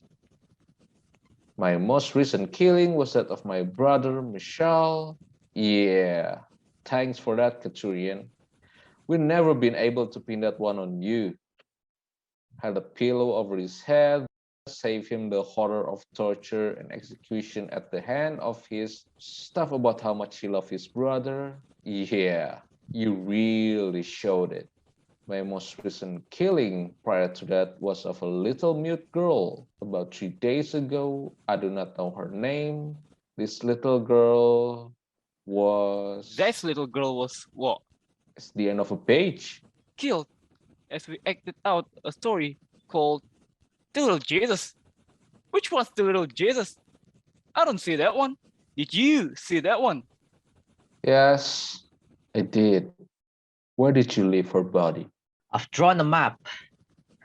There's a wishing well about 200 yards behind our house in the Kamenitsa forest. Right behind that wishing well, her body is buried there with two other people, two adults.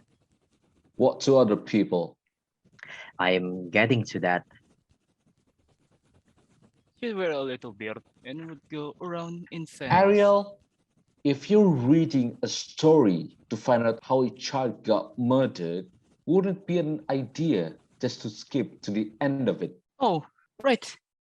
Like skip to the bit about the crown of thorns, or skip to the bit about the canine tails, or skip to the bit about the carrying a crucifix around the room until her legs fucking buckle, or skip to the bit right after that. I'll get them to send out the forensics people to pick up the body.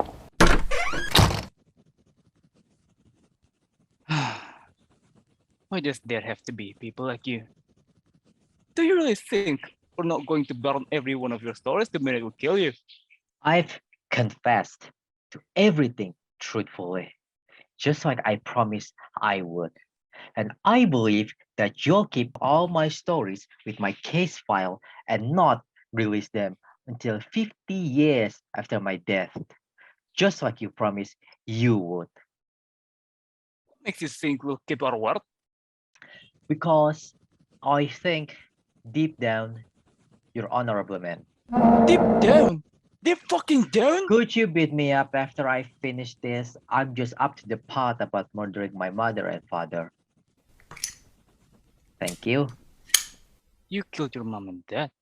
This may seem a ridiculous question, but why? There's a story in there called The Writer and the Writer's Brother. I don't know if you saw it. I saw it. Well, I kind of hate any writing that even vaguely autobiographical. However, The Writer and the Writer's Brother is, I suppose, the only story of mine that isn't really fiction. Oh, how old was he when they started? He was 8. I was 7. How long did it go on for? 7 years. And you heard it all those years. I didn't know exactly what it was till the end, but yes, And then you killed them. I did. I held a pillow over each of their heads. Then I buried them behind the wishing well behind our house. I thought the wishing well was kind of apt, but anyway, it's the same place where the mute girl's buried. No, your childhood could be used as defense in court. Well, it could, if you weren't going to bypass all that court shite and shoot you in an hour. I don't want to bypass anything. I just want you to keep your word, to go ahead and kill me, and to go ahead and keep my story safe. Well, you can certainly house trust us. I can trust you. How do you know you can trust me? I don't know. There's just something about you. I don't know what it is. Oh, really?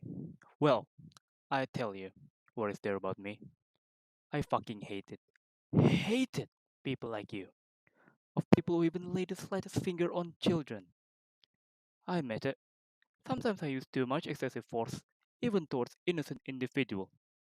However, I make them so that when they are released to the outside world, they would even consider raising their voice to the children. Now, is this a morally questionable behavior by an officer of the law? Of course it fucking is. But I don't fucking care, cause when I'm an old man, kids will follow me and know who I am and what I did, and they will give me sweets and thank me. And when I got home, I will feel happy not because they give me sweets, but because I am a good policeman. I stand for something. And so when I hear a child has been killed in a fashion like this little Jesus thing, you know what? I'm just gonna fucking torture you to death for even writing that story. Fuck what your mom and dad did. I would torture the fuck out of them too if I had them here. So please kneel down over here so I can connect you to this battery. Come on, not Please, again. come over here. What's going on? I'm just about to connect him to this battery. Jesus. What kept you? We were just talking. Were you doing your children are gonna come up and give me sweets when I'm an old man speech? Fuck. Yeah. Pardon me? That's the second time today you You. have been explaining. Please, kneel down here. I've already asked you politely. And who was the first one who told you to kneel down, Ariel? Your mom or your dad? Fuck me. I'm guessing your dad, right? Oh, you didn't go and tell him all your dad shit, did you, Ariel? Jesus. No, Topolsky. I didn't go and tell him all my dad shit. What? Oh, shit. That old one. You keep chipping away with that shit, don't you? With that problem childhood shit. I don't keep chipping away with anything. You're the one keeps bringing your problem childhood up. I've never said a word about my problem childhood. I would use the phrase problem childhood to describe my childhood. What phrase would you use? A fuck by your dead childhood. That isn't a phrase. Would you like to give the prisoner any further information, Topolsky? I'm just tired of everybody around here using their shitty childhood to justify their own shitty behavior. My dad was a violent alcoholic. Am I a violent alcoholic? Yes, I am. But that was my personal choice. I freely admit it. I would like to get back to torturing the prisoner now. Get back to torturing the prisoner now. You've kept him waiting for ages. You ever stepped the mark today, Topolsky? I am reading through the prisoner's confession, Ariel, to ensure we've left no aspects of this case unaccounted for. I'm doing my job. I am not torturing a condemned fuckwit just to satisfy my own sadist vengeance fantasies. You way overstepped the mark. Just hurry up and torture the prisoner, please, Ariel. We've got to shoot him in half an hour. Where's your father now, Ariel? Do not say a word, Topolsky. Do not say a word. I'm not saying a word. I'm reading his confession. And you, shut your mouth also, pervert. Or you'll do what? Torture and execute me? Is he in prison? I'm trying to concentrate here. He's not in prison, no. See? They never arrested him? They couldn't arrest him. Why couldn't they arrest him? Shh, shh, shh. Why couldn't they arrest him? Because Ariel had already murdered him, of course. Well, it wasn't really murder, was it? More like self-defense, diminished responsibility, and all that. I call it murder just to tease him. Hey, I'd murder my dad if he crawled into bed with me every week from the age of 8, you know. He held a pillow over his head while he was sleeping. I see you boys have a lot in common. I'm going to speak to the commandant, and I'm going to inform him of your behavior throughout this whole investigation. It has been lacking in focus and in clarity from the start. I would like now to continue questioning the prisoner without the aid of your electrical claptrap. So could you please disconnect Mr. Katurian, if you don't mind? I like him to focus. And I shall ask the commandant to have me replace you as the number one on this investigation. Because this isn't the first time this has happened, is it? And The conclusion of this case will be tied up by me. And what was your first step in the tying up of this case? Well, as I was trying to do before you came in and said all those things, my first step would be to torture the prisoner with the aforesaid electricity, wasn't it? Why? Why? Because he killed those fucking kids, mate. See, my first step would be to ask him a number of questions pertaining to the killing of the mute girl. My first questions will be, is it true, Mr. Katurian, that you and your brother, in acting out the little Jesus story, at one point placed a crown of thorns on that little girl's head? Yes, it is true. It is true. My second question would be, was this before or after you whip her with a cat o' nine tails? After. We knew all My this. third question would be, did you then make her walk around a while carrying a heavy wooden cross, which you then proceeded to crucify her upon? Yes, we did that. You did that. Did you then, to top it all, stick a big fucking spear in her pretty little side? Yes, we did. I'm ashamed. And did you then bury this girl? Yes. I see. We know all In the this. story itself, the little girl is still alive when she's buried. Was the little mute girl still alive when you buried her? Or was she dead? What? Was the little mute girl still alive when you buried her? Or was she dead? I don't know. Pardon me? I don't know. You don't know. You don't know if she was alive or if she was dead. Ariel, could you call the search team? Get them to hurry it up a bit.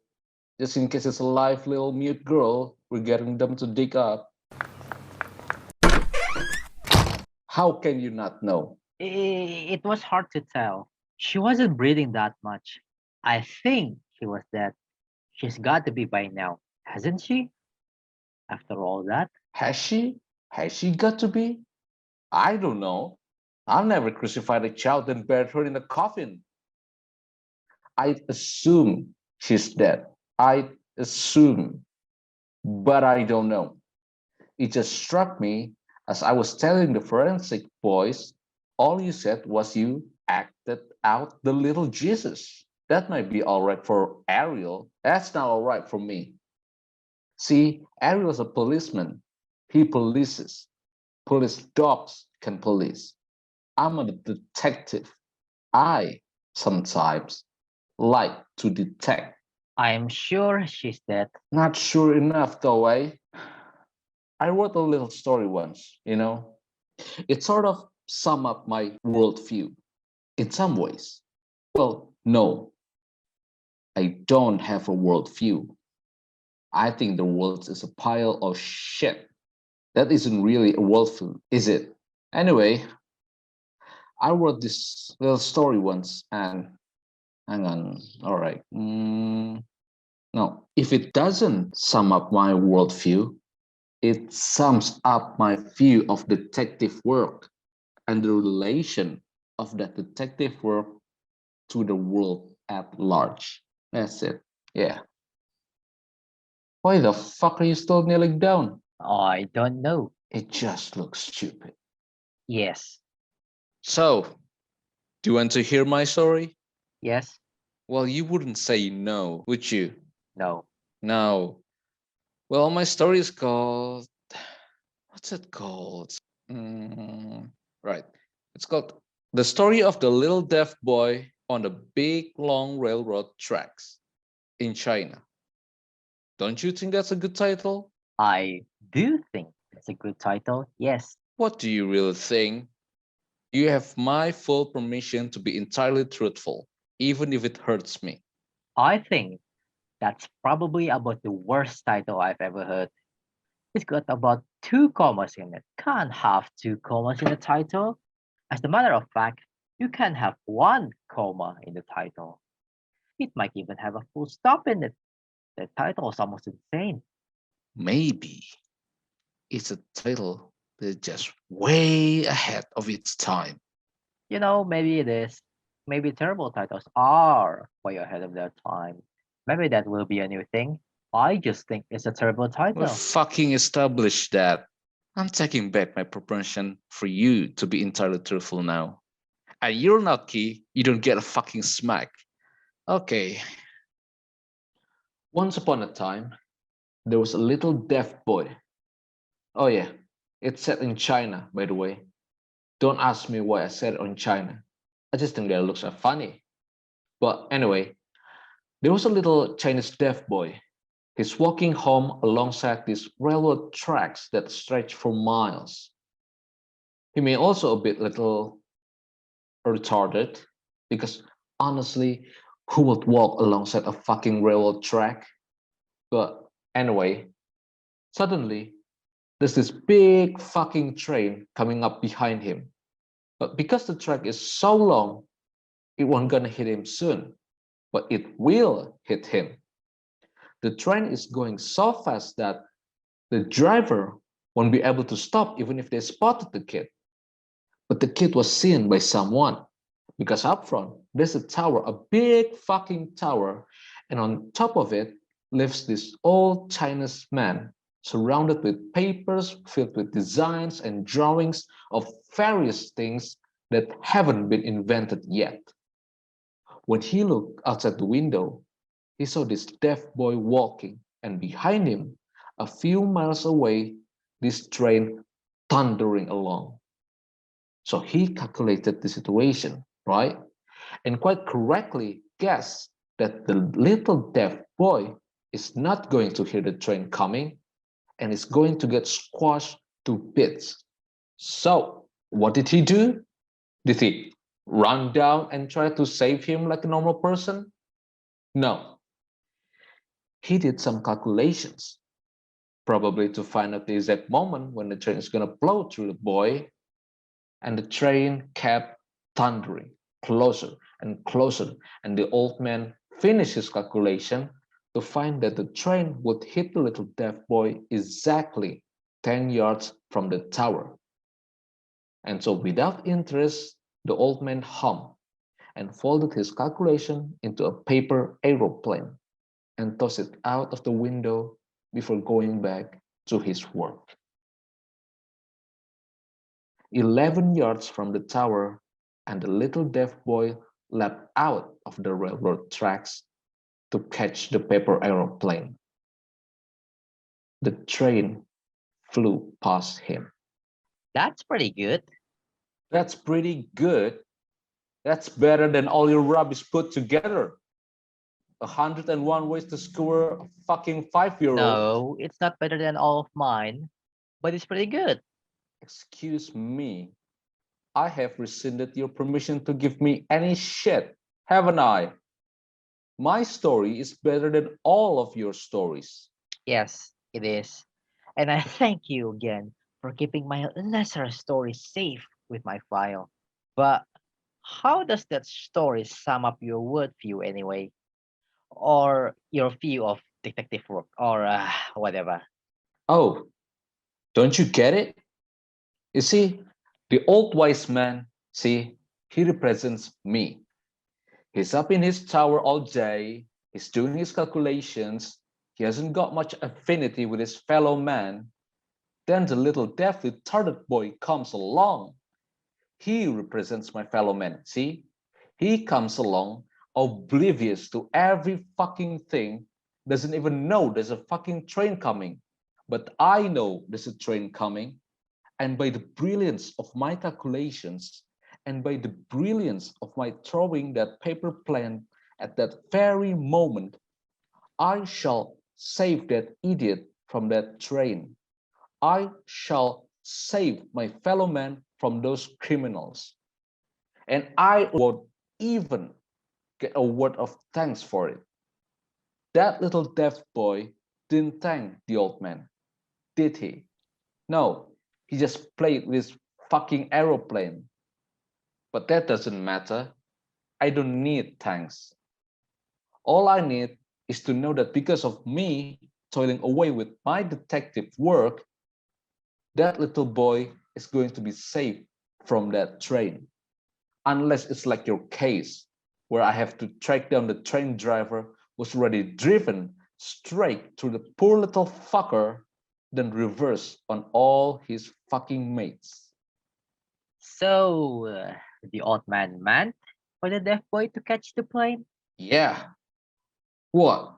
Didn't you get that? No, I just thought that the boy happened to catch it, like it was an accident. No, no. The old man wanted to save the boy. That's why he threw the plane. Oh. He's really good at throwing paper planes. He's really good at everything. But then, doesn't he turn away like he doesn't even care? No, he like he turns away because he's so good at throwing paper planes. He doesn't even need to look where it's gone. Wasn't that clear? I think it could have been more clear. I know how you could have made it more clear. Hell, hang on.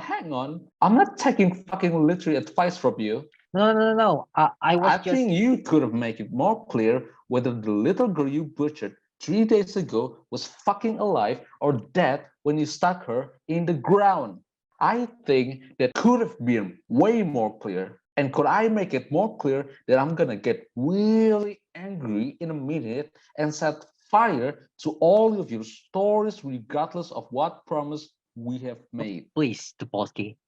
Your story My was really story good. was better than all of your story. Your story was better than all my stories. And it was clear that the old man wanted to save the little deaf boy. It was completely clear.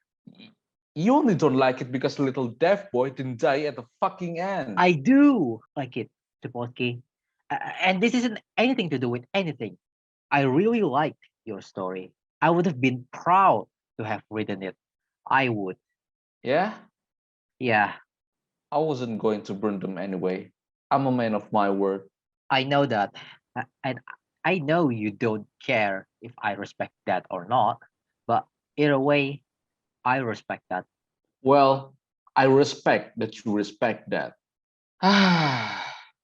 Aren't we all cozy? It's almost a shame that I have to shoot you in the head in 20 minutes. Hmm. No, some of your stories are very good too. I did like some of them. Which one? There was something about the Pillowman that stayed with me. There was something gentle about it. And the idea of if a child died alone through some accident, he wasn't really alone. He had this kind soft person with him to hold his hand and whatnot. And that it was the child's choice somehow. Made it somewhat reassuring that it wasn't just a stupid waste. Did you lose a child? Son drowned, fishing on his own. Silly. What happens from here on in? We get the word back about the mute girl. We take you to the room next door.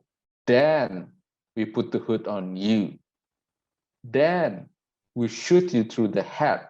Why the room next door? Why not here? The room next door, it's easier to mop up.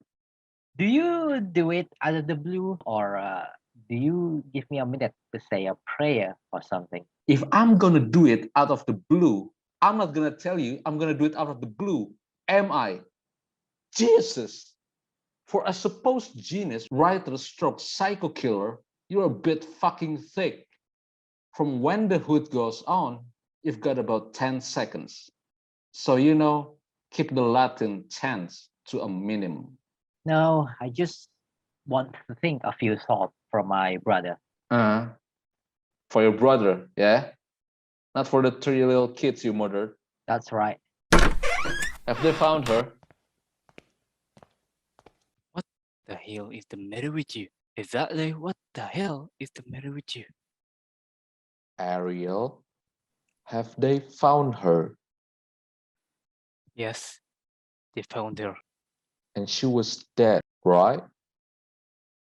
No, She was still alive?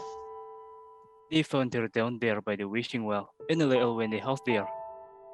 She had 3 little piglets with her. She had plenty of food and water. So did the piglets, in fact. She seems quite happy about it all. But can't she keep the piglets?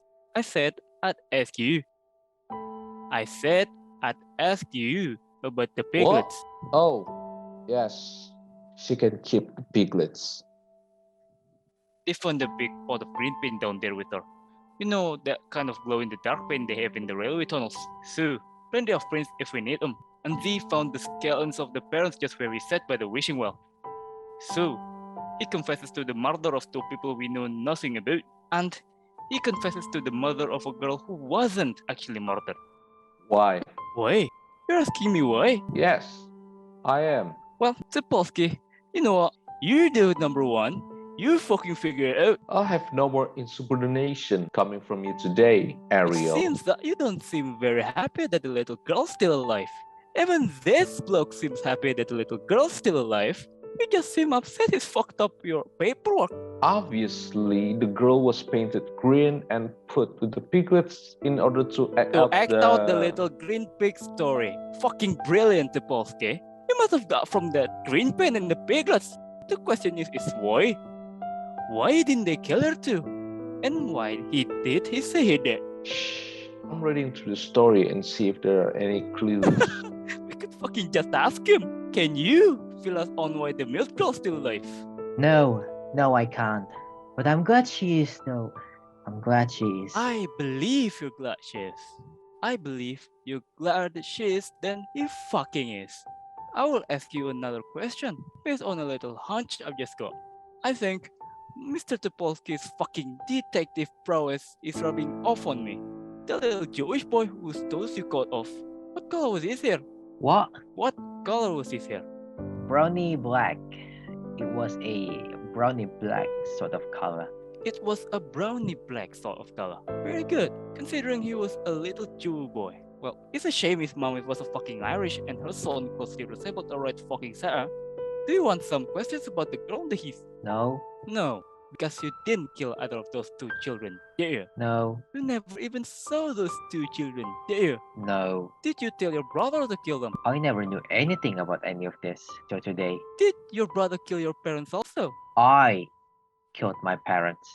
The only killing we can definitely pin on you is the killing of your brother. In light of the extenuating circumstances, I doubt highly that you would be executed for it. I would therefore think very carefully before admitting to the killing of... I killed my parents. I killed my parents. I believe you did. But you didn't kill any children, did you? You're witness to Polsky. Very good work, Ariel. By the way, I was happy that the little girl was still alive. I was just trying not to let my true emotions come out at work, that's all. So, just out of my own personal curiosity, just before we execute you for these 3 other murders, why did you confess to killing the children, Mr. Katurian? You had me for killing Michal. As soon as you found the 3rd child, you'd have me for killing my parents. I thought that if I tied myself into all of it, like you wanted me to, at least I'd be able to save my stories. At least I have that. Well, that's a shame then, isn't it? What's a shame? Our saving your stories was based on you confessing truthfully as regards the whole of this sorry business. Evidently, from what you're saying now about not having killed the other 2 children, your confession wasn't completely truthful. Obviously, if your confession wasn't completely truthful, your stories will fucking burn. You're not being serious. There's your hood. Put it on, please. I'm trying to get a fight started here. Ariel, please. Ariel, is it true that as honorable men, we promise not to burn his stories if he made a truthful confession? Oh, for God's sake, Topolsky. Is it true? Yes, it's true. And did he confess to killing a Jew boy he didn't kill? Yes, he did. And did he confess to killing a girl with razor blades he also didn't kill? Yes, he did. And did he confess to killing that irritating green kid who isn't even fucking dead? Yes, he did confess to it. Are we not then within our rights as honorable men to burn all of Mr. Katurian's work? Ariel, We are within our rights. We are within our rights. So, we've got about 400 stories here, and if we round up those few copies of the Libertad he had a story in, that will be his whole life's work, right? Ariel, please. Put the hood on, I said. Ariel. Ariel? I knew all this isn't your fault. I knew you didn't kill the children. I knew you didn't want to kill your brother. And I knew you killed your parents for all the right reasons. And I'm sorry for you. I'm really sorry for you. And I've never said that to anybody in custody before. But at the end of the day, I never liked your story in the first fucking place, you know. You better fucking put the heart on. But I thought you were supposed to take me next door first, and I put it on there. No. We shoot you in here. I was just mucking around. Just kneel down over there somewhere so you don't splash me. But will you give me 10 seconds from when the hood goes on? Or... We'll give you 10 seconds. We'll give you 10 seconds. I'm kidding. I was a good writer. It was all I ever wanted to be. And I was. Was being the operative word. Yes. 10, 9, 8, 7, 6, 5, 4. Oh! What the hell did you do that for? What did I do what for? You said you gave him 10 seconds, mate. That wasn't very nice, is it?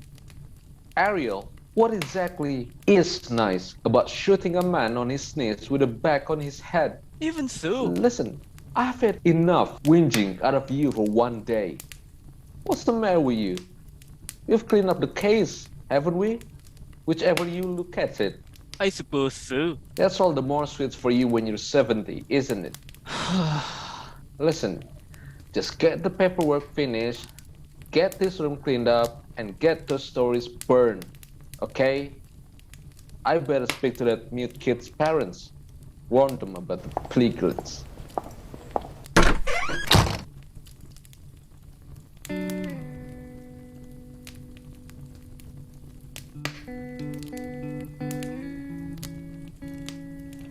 In the 7 3/4 seconds he was given before he died, Katurian tried to think of a final story in lieu of a prayer for his brother. What he came up with was more of a footnote to a story, and the footnote was this: a happy, healthy little boy named Michal Katurian, on the eve of the night that his parents were to start torturing him for 7 consecutive years, was visited by a man made of all fluffy pillows and a big smiling mouth. And the man sat with Michal and talked to him a while and told him about the horrific life he was to lead and where it was to end for him, with his only beloved brother smoldering his life out on a cold prison floor.